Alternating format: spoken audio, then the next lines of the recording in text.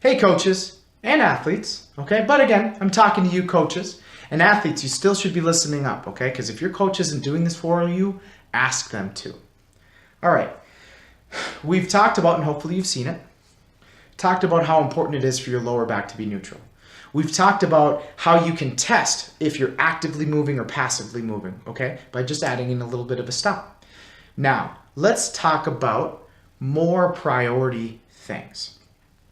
So we know lower back, number one thing, whether you're moving for your upper body, your lower body, which we're talking lower body here, your lower back is the most important. Then, if I were to quiz you and say, let's say in a squat or a deadlift, what should I be looking at after I know that your spine is neutral? Most people would say your knees. No. Okay?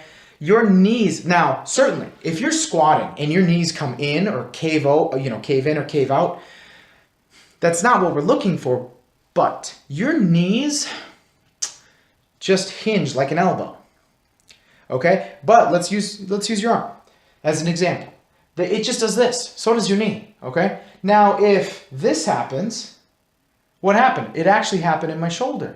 Okay? Or if, let's say, this happens, maybe my knee turns out or turns in. What's happening? Something in the wrist. Well, let's imagine your arm is your leg. Your shoulder is your hip, okay? Very similar joint, okay? Ball and joint socket. And then the ankle and your wrist are very similar, okay? We actually, some cultures refer to your wrist as the neck of your arm, and that your ankle is the neck of your foot or of your leg. Okay, so if my elbow is in a different position, why? It's because my wrist is moving over to my shoulder. Okay, well, if we know that their spine is neutral, we know that their hips are in control, right?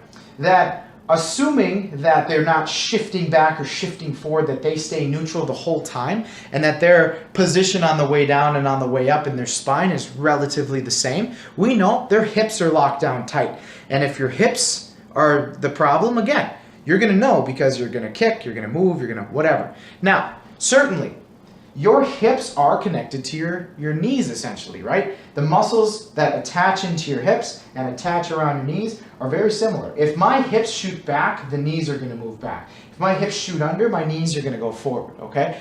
Now, everything else, internal and external, for the most part, is connected to your ankle, okay? So, the second thing I'm going to be looking at is what's going on in your foot, okay? Where's the pressure in your foot?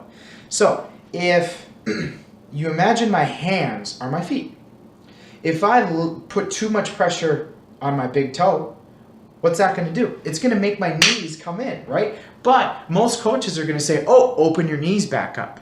Well, trust me, you can open your knees and still put too much pressure on your big toe, okay? Or on the arch of your foot.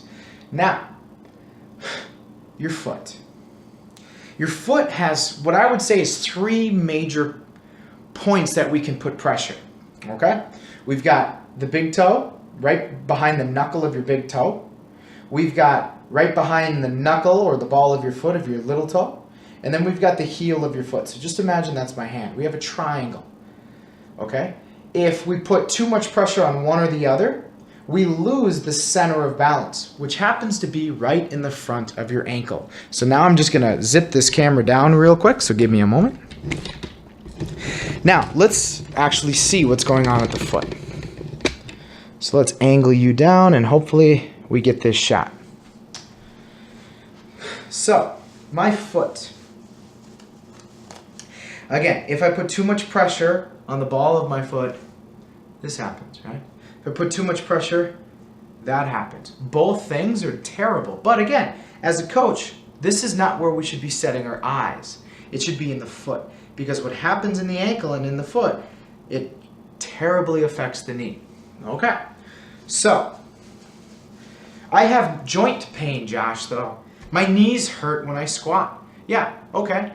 Are your hips locked down and are your ankles locked down? Because most likely one or the other isn't happening. We need mobility in the hips and mobility in the ankles in order to make sure that when we get down into our squat, our knees track appropriately over our feet. Now, again, you'll see that this happens if my feet are out or if I go like this and there's space here. But again, most athletes, most coaches, they're looking at your knees, which yes, we want to make sure that the knees are safe, okay? But again, we're looking at the symptom of a problem, and the problem happens to be either in your foot or in your hips. And if we know that your spine is neutral, we know that it's in your ankle.